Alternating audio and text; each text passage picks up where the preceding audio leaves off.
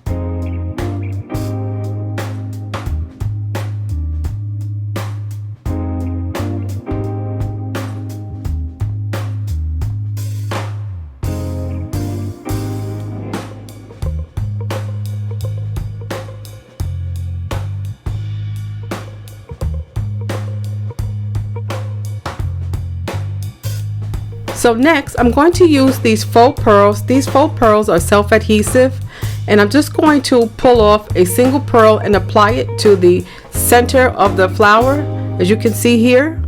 And if you want to, guys, you definitely can use a little bit of a permanent adhesive if you like.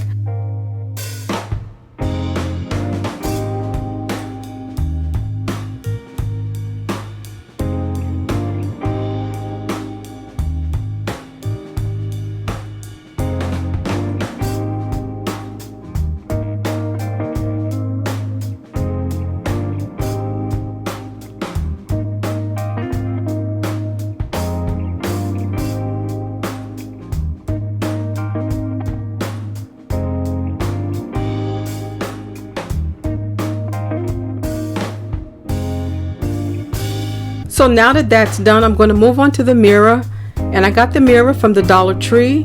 And so what I'm going to do is hot glue a single flower around the mirror. I'm going to space them evenly.